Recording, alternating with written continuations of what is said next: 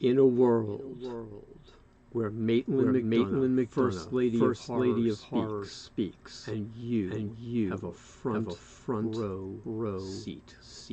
This is Maitland on movies, horror, double feature. Okie doke. So, Maitland, what'd you see this week? I saw a movie called Find Your Friends, which is a deceptively ordinary sort of title. It doesn't give you any indication of how really brutal this movie is.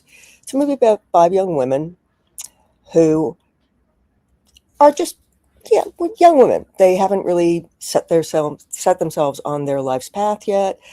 And they also realize that pretty soon they're going to have to make some decisions, and they won't be able to just go out and party and go on vacations with their friends and just generally have fun.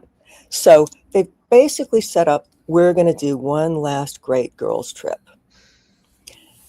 which sounds fabulous, except that they wind up in a situation where it's no fun at all. They wind up dealing with very scary people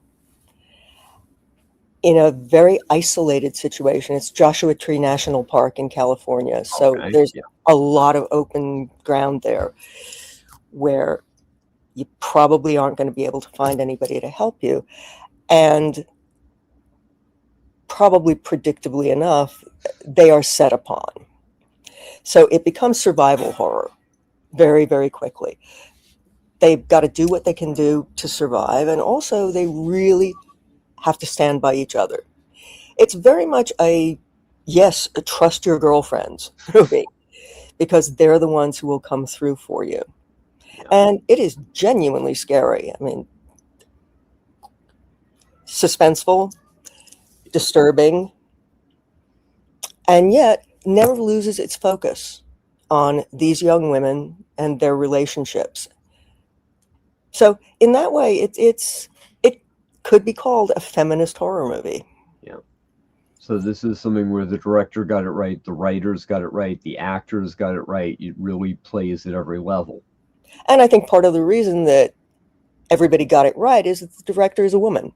So she clearly brought to this a sensibility that men don't have. And I'm not saying that to be disrespectful to men, but it's hard On to, behalf of my half of the gender, I'm okay with it. Yeah.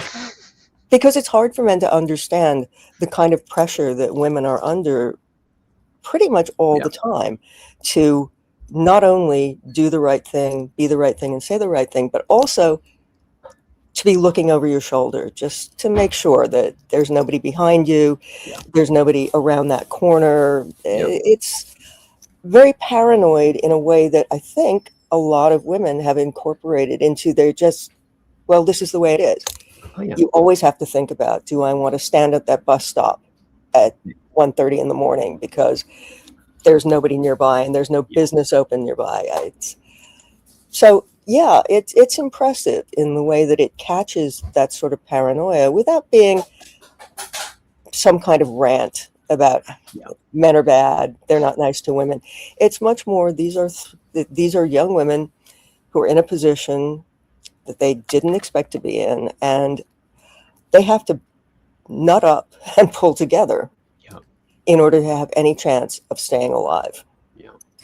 Now, one of the most educational things that I was ever told when I started writing women is somebody explained jewelry to me. They said, you can sell it. You can carry all the things you need to sell to get the hell out of here with you all the time, and nobody finds that strange.